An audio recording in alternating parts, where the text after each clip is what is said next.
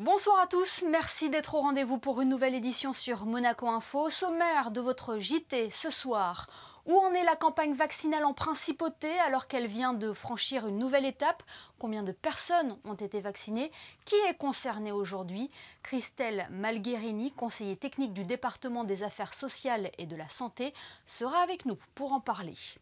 Vous en saurez plus sur cette œuvre monumentale qui a pris ses quartiers sur les terrasses du casino. Puis nous prendrons la direction de la Corse, où une équipe de Monaco Info suit actuellement les sessions Water Safety de la Fondation Princesse Charlène. Avant de nous rendre à Athènes, c'est là-bas que se déroule la 66e réunion de la Commission Europe de l'Organisation mondiale du tourisme et à laquelle participe Monaco. Nous y rejoindrons sur place Guy Antonielli, le directeur du tourisme et des congrès. Dans cette édition également, la présentation de la saison 2021-2022 de l'Opéra de Monte-Carlo et le forum des associations culturelles qui débute demain à l'Auditorium Régnier 3. Je vous le disais donc en titre, la campagne vaccinale a débuté le 31 décembre 2020 et elle se poursuit depuis en principauté. Dernièrement, elle a été ouverte aux Monégasques et résidents de plus de 18 ans. Une nouvelle étape qui nous permet de faire le point avec le conseiller technique du département des affaires sociales et de la santé. Bonsoir Christelle Malgherini. Bonsoir. Où en est la principauté dans sa campagne vaccinale ? Alors aujourd'hui, la principauté a vacciné plus de 17 700 personnes, ce qui représente environ 46% de la population de la principauté. Et 80% de ces personnes vaccinées ont déjà reçu l'injection de rappel. Est-ce que des personnes ont eu des effets secondaires après leur vaccination? Il y a un suivi mis en place de la part de votre service? Alors effectivement, à J+1 et à J+2, les personnes sont rappelées par le centre de vaccination pour savoir s'ils ont ressenti des effets secondaires. Pour le moment, des effets légers, classiques, pas d'effets graves à répertorier. Alors depuis que la vaccination est ouverte aux moins de 35 ans, est-ce que vous avez constaté un engouement de la part de la jeune population? Depuis le début de la campagne de la vaccination, les standards téléphoniques sont pris d'assaut, les rendez-vous sont remplis et la tranche 18-35 ans ne fait pas exception à cet engouement. Je pense que tout le monde a compris que la vaccination est la seule possibilité pour lutter contre la maladie, éviter les formes graves. Preuve en est d'ailleurs le nombre de cas positifs qui est en perpétuelle diminution depuis plusieurs semaines. Et puis les gens ont vraiment envie de reprendre une vie normale, de pouvoir se réunir à nouveau en famille, de pouvoir profiter, aller au restaurant et partir en vacances. Et tout le monde a bien compris que la vaccination est la solution. Quel est le délai d'attente pour avoir un rendez-vous pour se faire vacciner? Alors on est très rapide, 24-48 heures, le rendez-vous est fixé. Quels sont vos objectifs pour les semaines à venir? Nous attendions, et c'est chose faite, que l'Agence européenne du médicament autorise l'administration du Pfizer aux 12-16 ans. Cela faisait plusieurs semaines que nous étions en discussion avec les experts et notamment avec le chef de service de la pédiatrie du centre hospitalier Princesse Grace, le Dr Haas. Et nous venons de saisir le comité national de la vaccination sur ce point et qui devrait se prononcer très prochainement. Donc les mineurs pourraient être bientôt concernés. La campagne vaccinale se réalise toujours avec le vaccin Pfizer. Pas d'autres vaccins à ce jour? Toujours le vaccin Pfizer en effet. Pour le moment, c'est le seul vaccin qui est recommandé. Enfin, les vaccins ARN messagers sont les seuls recommandés pour les moins de 55 ans. Nous n'avons pas manqué de vaccins. Nous avons pu vacciner au fur et à mesure de nos approvisionnements sans jamais avoir à annuler nos rendez-vous. Donc nous sommes très contents du rythme de notre vaccination. Christelle Malgherini, est-ce que vous pouvez nous rappeler les modalités pour prendre rendez-vous pour se faire vacciner à Monaco? Les personnes concernées reçoivent un courrier à leur domicile.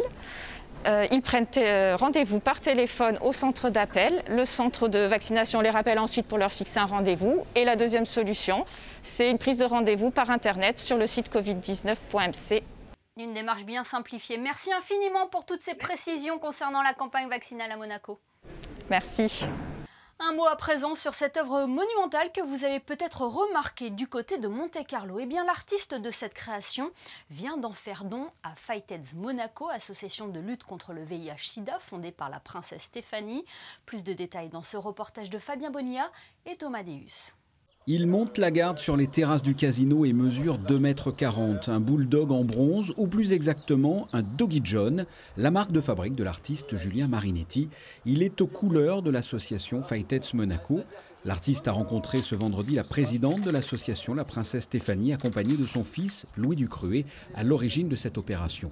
Julien Marinetti a fait don de cette œuvre unique. J'ai essayé de faire une œuvre qui cadrait au maximum avec Monaco. Monaco, c'est le blanc et le rouge. C'est le drapeau, c'est la bannière.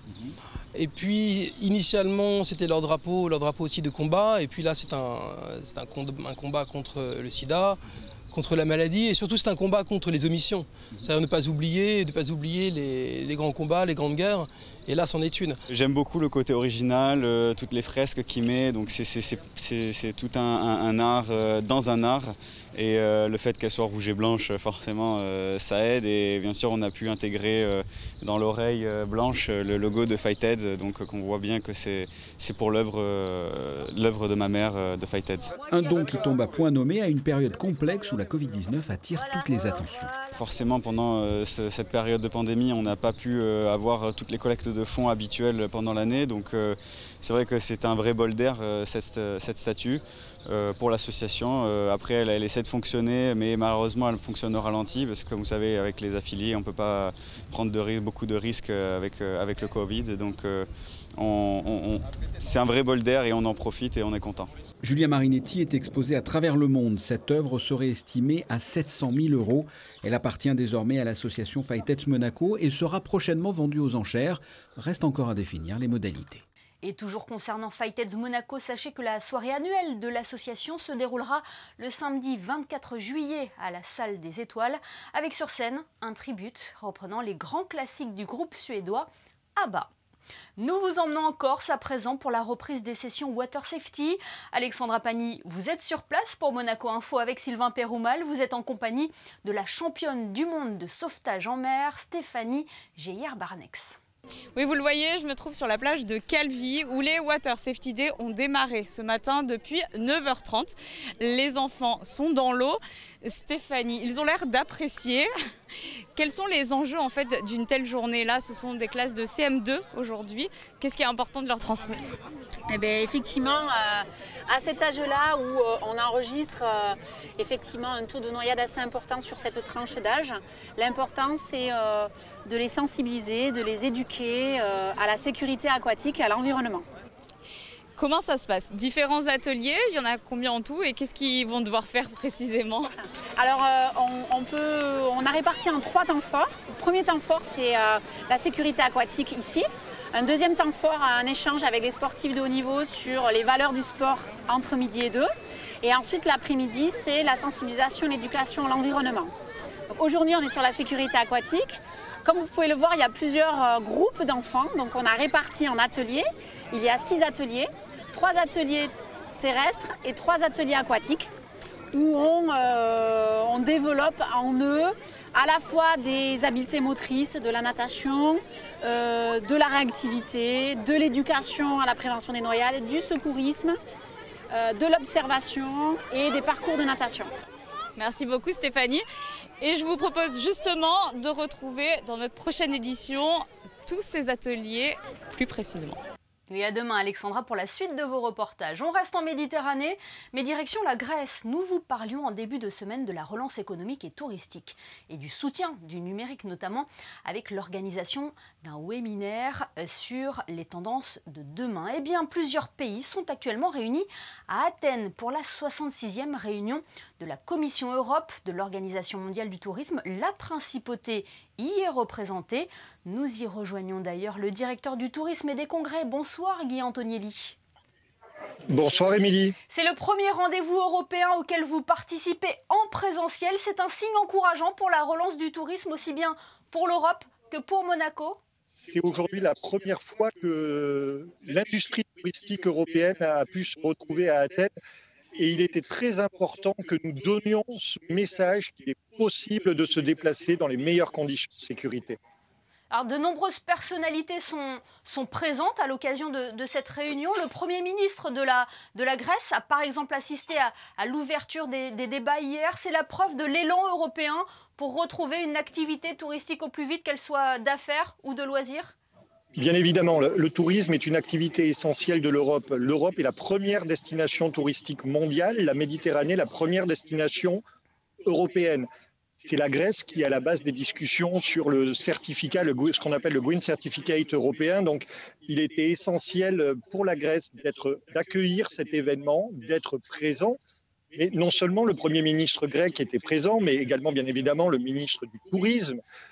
Mais 40 pays européens étaient présents et un vice-président de la Commission européenne également. Cela prouve la volonté de ce continent, parce que je ne parle pas de l'Union européenne, mais de l'Europe en tant que continent, d'être au début et d'être à la base de cette relance touristique dès aujourd'hui. Et quelle est l'importance pour Monaco d'être présent à cette réunion ? L'Organisation mondiale du tourisme dépend de l'ONU, c'est une institution internationale. Monaco a son rang de pays. Et nonobstant sa taille, nous sommes une destination touristique reconnue du monde entier. Et bien évidemment, l'organisation des 3 grands prix a été scrutée avec attention et nous avons eu beaucoup de questions là-dessus sur comment nous avons fait et s'il y a eu des conséquences immédiates à la suite de l'organisation de ces événements. Ah, donc Monaco est cité à titre d'exemple ?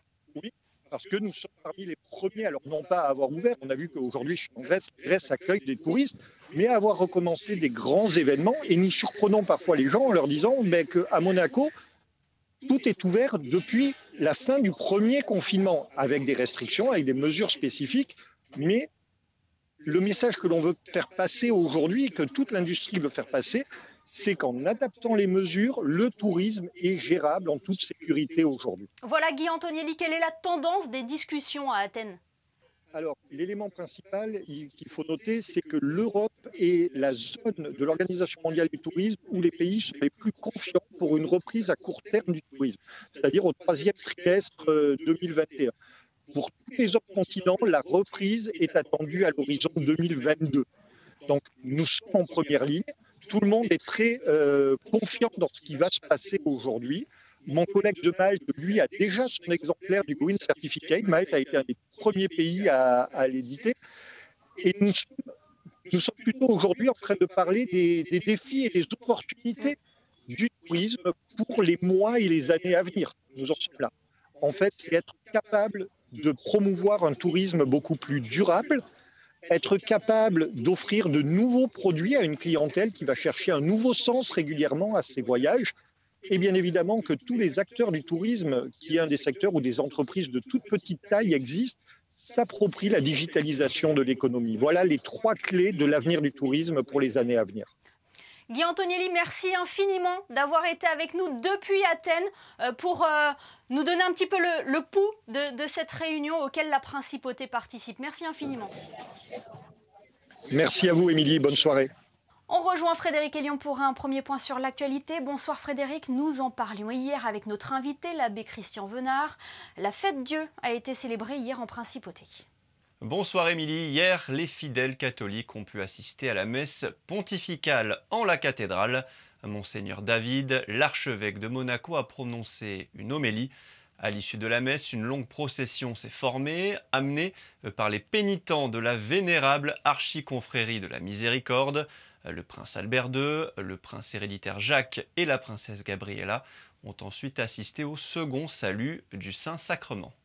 Passons à présent à cette conférence ministérielle du Conseil de l'Europe à laquelle participera Monaco les 10 et 11 juin prochains. Intelligence artificielle, une politique intelligente, une conférence dont le principal objet sera de faire adopter différentes résolutions portant sur la liberté d'expression et les technologies de l'information ou encore l'impact de la pandémie de Covid-19 sur la liberté d'expression. Dans le cadre de cette visioconférence qui réunira environ 300 participants, une table ronde réservée aux ministres et aux secrétaires d'État en charge du numérique et des médias est prévue le 11 juin. 25 ministres ont déjà confirmé leur participation. Frédéric Ginta représentera la Principauté. Et cette information pratique pour finir concernant les transports demain en principauté, Frédéric. À l'occasion de la journée mondiale de l'environnement, les bus de la compagnie des autobus de Monaco seront gratuits demain, samedi 5 juin. Cette initiative soutenue par le gouvernement permet aux résidents et visiteurs de la principauté de privilégier les transports en commun. Merci Frédéric. Demandez le programme. L'Opéra de Monte-Carlo a dévoilé aujourd'hui sa saison 2021-2022 devant la presse, mais également devant de fidèles abonnés. Quels artistes se produiront sur scène à la Salle Garnier? La réponse avec José Sacré et Serge Prémont. Ce jeudi 3 mai, à la Salle Garnier, Jean-Louis Grindin a présenté le programme de la prochaine saison lyrique, sa dernière saison, à la tête de l'Opéra de Monte-Carlo, avant de céder sa place à Cecilia Bartoli. Un programme où l'on retrouve des opéras français, italiens, en version scénique ou en concert, et des récitals.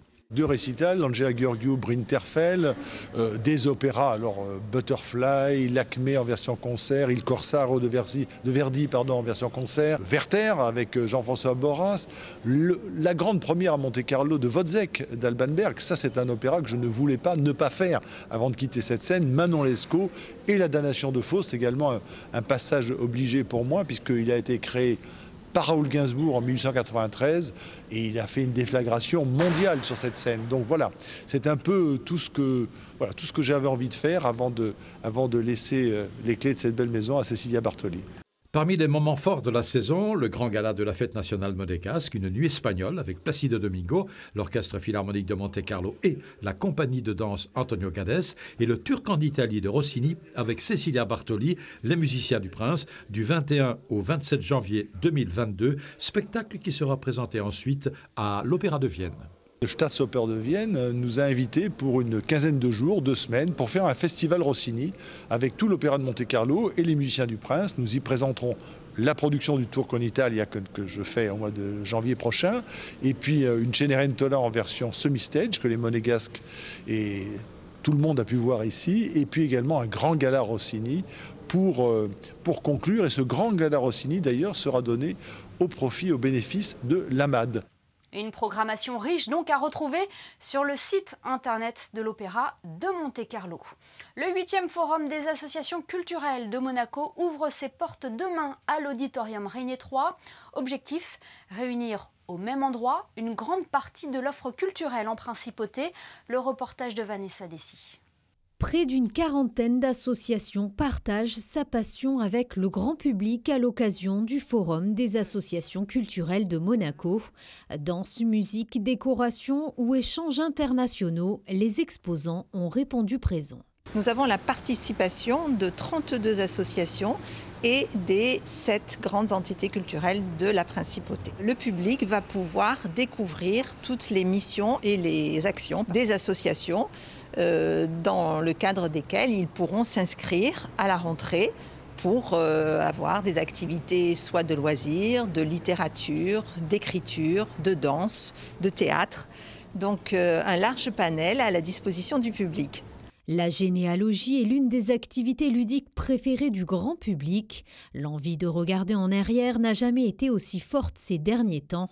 Le cercle généalogique et héraldique de la principauté, créé en 2018, participe à la recherche des racines de ses adhérents. Le but est de l'entraide entre généalogistes pour faire avancer la généalogie, ou disons l'histoire de la famille. Le premier acte de Monaco date de 1546, donc vous voyez, sous Honoré. Et donc les archives en ligne actuellement de la mairie sont accessibles pour tout le monde. Ce qui fait que tout généalogiste de Monaco peut faire sa généalogie familiale avec un certain intérêt et une certaine facilité. La 8e édition du Forum des associations culturelles de Monaco est à découvrir jusqu'au dimanche 6 juin. L'entrée est libre et gratuite à l'Auditorium Régnier 3. On retrouve Frédéric Elion pour faire un point sur l'actualité sportive en cette fin de semaine et on commence par du basket. 2e défaite consécutive pour la Roca Team en JP Elite, Frédéric. Après un revers à Chalon-Reims 98-92 mardi, les Monégasques se sont inclinés encore une fois de 6 points 84-78 sur le parquet de Roanne hier soir. La chorale qui lutte pour son maintien a fait la différence dans le 4e quart-temps en infligeant un 18-0 aux Monégasques. Avec cette défaite, la Roca Team cède son fauteuil de leader à l'Asvel. Monaco vient d'enchaîner un 10e match en 26 jours et rejoue dès dimanche avec la réception de Bourg-en-Bresse à 16h à Gaston-Médecin. On passe au tennis avec la superbe performance d'Hugo Nice en double à Roland-Garros. Associé à l'Allemand Tim Putz, le joueur de la Fédération monégasque de tennis s'est qualifié pour le 3e tour en dominant la paire tête de série numéro 3 du tournoi, Ram Salisbury, finaliste du dernier Open d'Australie. Une victoire en 2 manches 6-4, 6-4, un superbe exploit pour Hugo qui se hisse pour la première fois de sa carrière au 3e tour porte d'Auteuil et qui pourra affronter l'autre joueur monégasque engagé dans le tournoi, Romain Arneaudo, associé à Benoît Paire. Du rugby à présent, les championnats d'Europe de 3e division de rugby à 7 féminin viennent de débuter en Serbie. C'est la première fois de son histoire que Monaco participe à cette compétition. Émilie, 2 matchs au programme pour les joueuses de Fabien Camin. Une large victoire 28-0 face à la Lettonie, suivie d'une défaite 33-0 face à Andorre. Les garçons feront eux leur entrée dans la compétition demain avec 2 rencontres face à San-Marin et l'Autriche. Et un mot de boxe pour finir, Hugo Mikelev jouait sa qualification olympique lors du tournoi de Villebon en région parisienne. Le Monégasque affrontait en 8e de finale le Britannique Pat McCormack cet après-midi, un boxeur au gabarit et au style similaire à celui d'Hugo Mikelev et contre qui il avait perdu de justesse en finale des Jeux européens de Minsk il y a 2 ans. Malheureusement, Hugo s'incline sur arrêt de l'arbitre à 20 secondes du terme de la 3e reprise. Jetons à présent un coup d'œil sur vos prévisions météo. Quelle est la tendance pour le début du week-end, Frédéric ? Un samedi ensoleillé, Émilie, quelques nuages, mais surtout de larges éclaircies toute la journée. Il fera 17 degrés le matin et 24 l'après-midi. Le soleil se lèvera à 5h47 pour se coucher à 21h09. Samedi 5 juin, nous fêterons les Igor. Merci Frédéric et merci à vous de nous être fidèles chaque soir sur Monaco Info. Rendez-vous demain pour une nouvelle édition. Nous évoquerons notamment le baccalauréat nouvelle formule avec le proviseur du lycée Albert Ier, Pierre Célario. Et puis la reprise des sports de combat pour les jeunes judokas de Marcel Pietri. On se quitte d'ailleurs avec les photos de Manuel Vitali. Très belle soirée à tous et à demain, samedi, sur Monaco Info.